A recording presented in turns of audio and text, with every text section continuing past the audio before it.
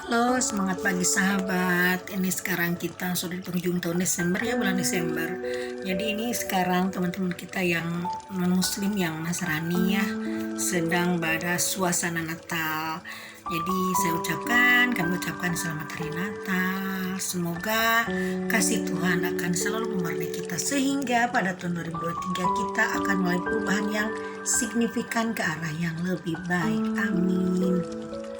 Tidak sedikit orang-orang yang menyongsong tahun baru ini, tahun baru 2023 ini dengan cara yang galau ya, dengan cara yang pesimis, karena memang sudah digembor-gemborkan bahwa tahun 2023 ini tahun yang terburuk. Tapi teman-teman ya, kita yakin pada diri sendiri dan ini tergantung juga pada kita, dan tentunya kita dari sekarang persiapkan segalanya lebih baik. Tapi yang pasti kita memang harus menyadari kalau memang tahun 2023 ini memang perubahannya besar sekali.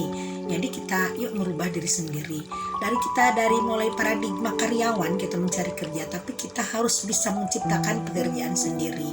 Jadi menciptakan pekerjaan sendiri ini tidak usah muluk-muluk teman-teman ya. Tidak harus misalkan, wah saya harus punya modal 1 miliar.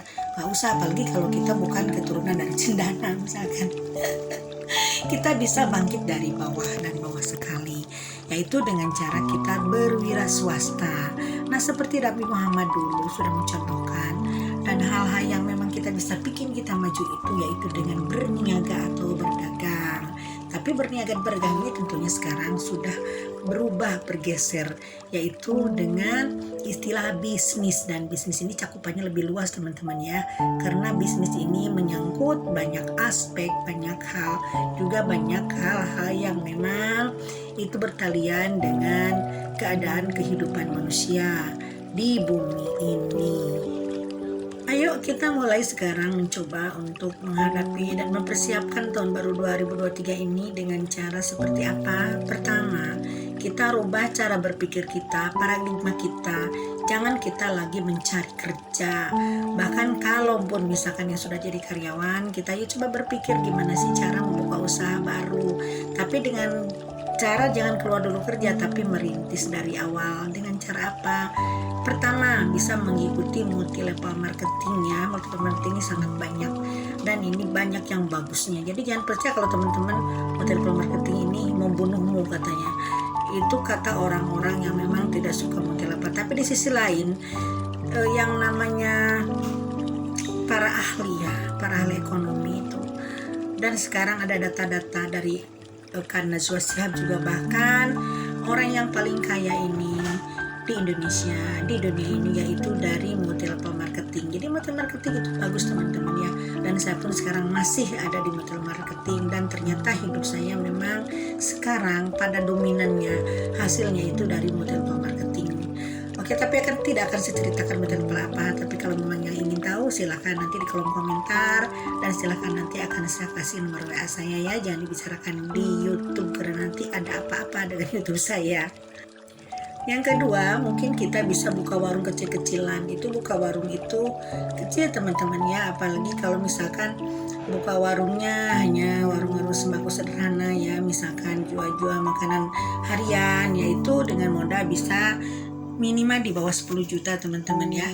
Nah, juga bisa dengan modal yang kecil, modal 200-300 ribu, tapi kita memang itu kecil dengan cara kita misalkan berjualan kopi atau berjualan makanan-makanan kecil di pinggir jalan, itu bisa teman-teman ya.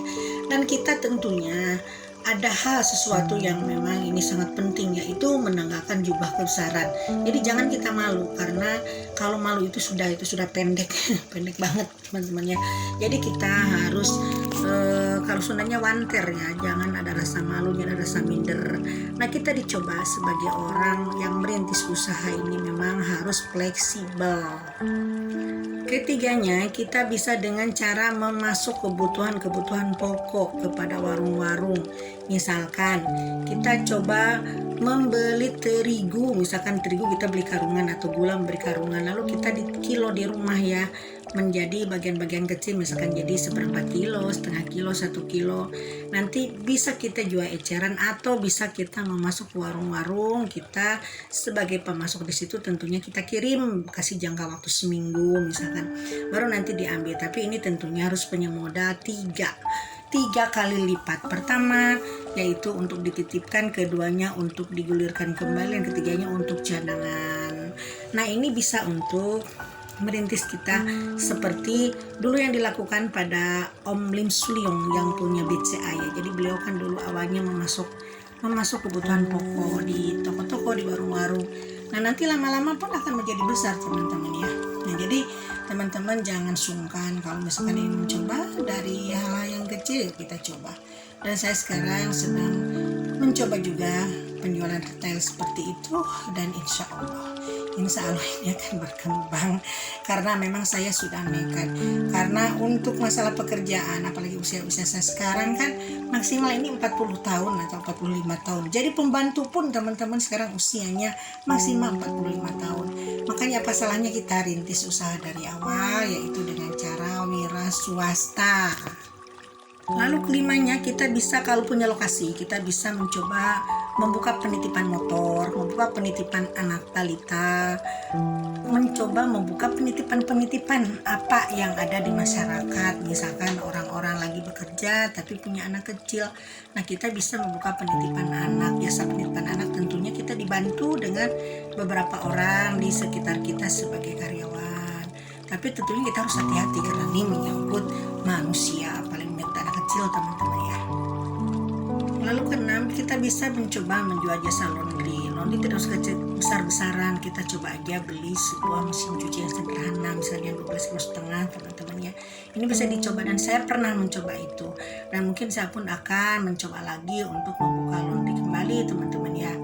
Nah, tentunya masih banyak hal-hal usaha-usaha yang bisa kita coba untuk merintis sebagai jadi pengusaha ya dari nol.